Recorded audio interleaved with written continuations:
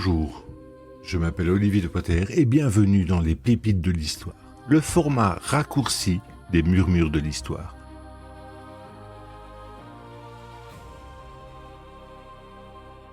Des histoires vraies, des destins singuliers, des hommes et des femmes que le temps a parfois oubliés, mais qui méritent qu'on s'arrête un instant pour les écouter.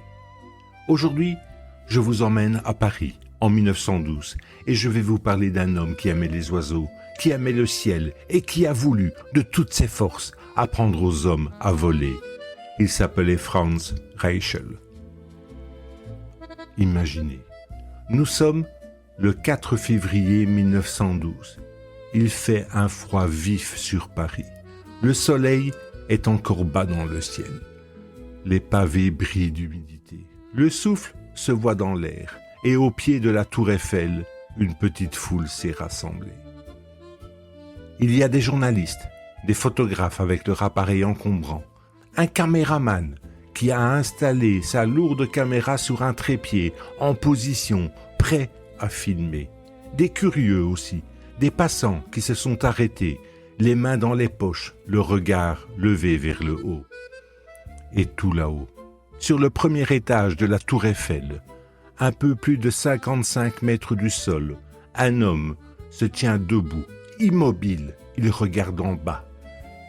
Il porte un manteau étrange, un manteau large, encombrant, avec des pans de tissu tendus entre ses bras et son corps, comme les ailes d'un grand oiseau endormi. Une silhouette bizarre, presque irréelle, dans la lumière froide du matin. Cet homme, c'est Franz Reichel. Et dans quelques minutes, il va sauter.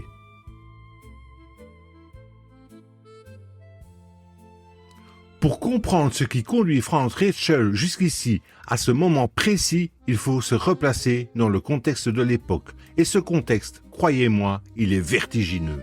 Nous sommes au tout début du XXe siècle. Des frères Wright ont réalisé leur premier vol motorisé en 1903. À peine 9 ans plus tôt, l'humanité vient de découvrir qu'elle peut s'arracher du sol, que le ciel n'est plus seulement que pour les oiseaux. C'est une révolution totale, une ivresse collective. Les précurseurs de l'aviation sont les héros de l'époque, admirés comme le seront plus tard les astronautes. On les appelle les aviateurs. Ils repoussent les limites. Ils testent des machines fragiles, bricolées dans un garage de fortune, des machines qui tombent en panne, qui se retournent et qui s'écrasent parfois sur des terrains boueux devant des spectateurs médusés. Et ils meurent. Beaucoup d'entre eux meurent. Les accidents sont fréquents, souvent mortels. On n'a pas encore les équipements de sécurité qu'on connaîtra plus tard. Pas de ceinture de sécurité sérieuse, pas de protection et surtout, pas de parachute efficace. Il existe bien des formes rudimentaires de parachute depuis des années. Les ingénieurs les ont expérimentés, mais ils sont encombrants, ils pèsent lourd, ils ne sont pas intégrés à l'équipement de l'aviateur. En cas d'accident en plein vol, il est pratiquement impossible de s'en servir dans les temps impartis. Et c'est précisément là que Franz Reichel voit une opportunité, une idée qui lui paraît lumineuse, évidente, nécessaire. Et si on pouvait concevoir un vêtement, quelque chose que l'aviateur porte sur lui en permanence et qui se transformerait en parachute au moment précis où il en aurait besoin. Mais qui est Franz Reichel ?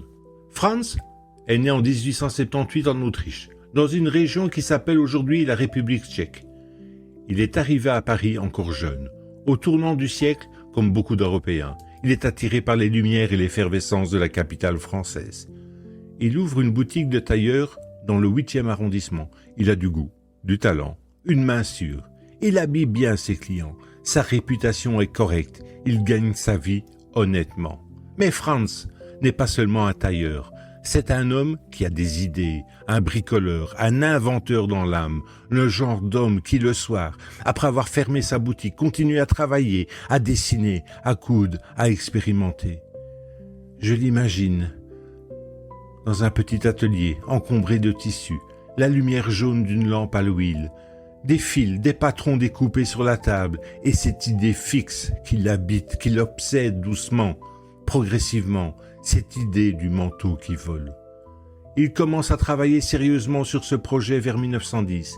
Il coud, il essaye, il modifie, il teste différents matériaux, la soie, la toile, des tissus plus légers. Il tente de calculer la surface nécessaire pour ralentir suffisamment la chute d'un corps humain. Ses premiers essais se font sur des mannequins. Il monte au 3e ou au 4e étage de son immeuble. Il jette ses créations dans le vide, il observe. Les résultats sont décevants. Les mannequins tombent lourdement, sans vraiment planer, sans vraiment flotter.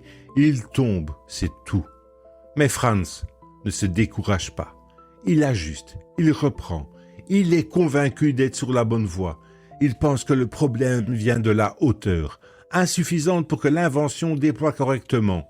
Il pense aussi que ces mannequins ne reproduisent pas fidèlement le comportement d'un corps humain vivant, qui peut ajuster ses mouvements au bon moment. Et cette conviction, c'est à la fois sa plus grande force et sa plus grande fragilité. Ses amis s'inquiètent, ils voient les résultats, ils lui disent de continuer à améliorer le dispositif avant de tenter quoi que ce soit de risqué, d'aller plus doucement, d'être plus prudent. Certains ingénieurs et spécialistes qu'il consulte lui disent clairement que son invention ne fonctionnera pas, que la surface de tissu est insuffisante pour freiner efficacement la chute d'un homme, que les calculs ne tiennent pas, qu'il faut revoir les fondamentaux. Franz les écoute. Il acquiesce poliment, mais il continue de croire qu'ils ont tort. Il y a quelque chose de touchant et de troublant à la fois dans la psychologie de Franz. Ce n'est pas un fou, ce n'est pas un ignorant. C'est un homme intelligent, compétent dans son domaine, doté d'une créativité réelle, mais il a développé une forme d'aveuglement qui le rend incapable de voir ce qui est pourtant évident pour les autres. Les preuves s'accumulent contre lui et il les réinterprète. Les mannequins tombent, c'est parce que les mannequins ne sont pas des corps humains vivants. Les calculs ne fonctionnent pas, c'est parce que ses critiques ne comprennent pas vraiment la nature de son invention. Chaque échec devient dans son esprit une raison supplémentaire de continuer.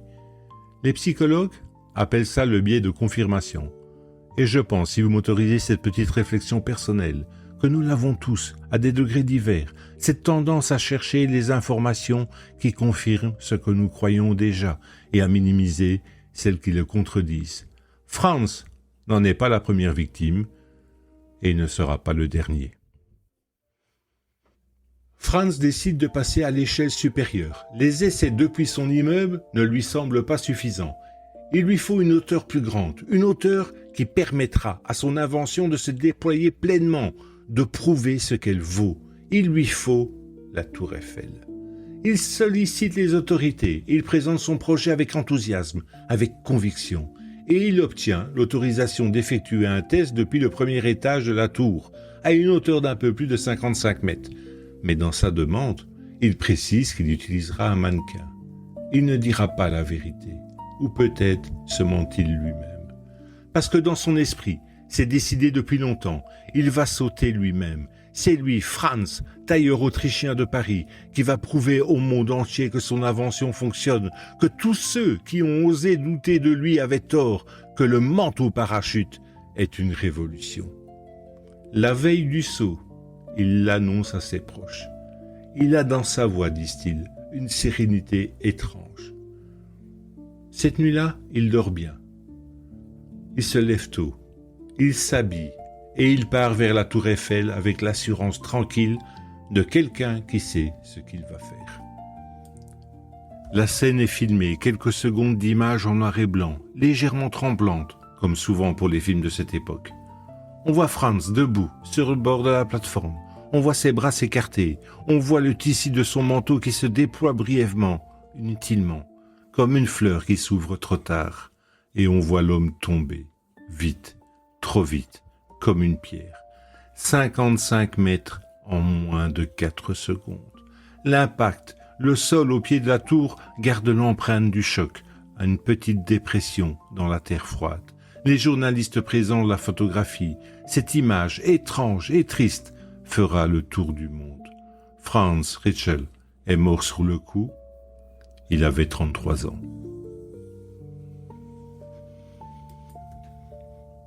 Je vous remercie d'avoir écouté cette pépite. Si vous souhaitez en savoir plus sur l'histoire et sur les figures oubliées, retrouvez-moi sur les Murmures de l'Histoire, disponible sur YouTube et en podcast sur toutes les plateformes, ou sur mon site depoterolivier.be. Et si ce format vous a plu, n'hésitez surtout pas, partagez-le autour de vous. C'est le meilleur cadeau que vous puissiez m'offrir. À très bientôt.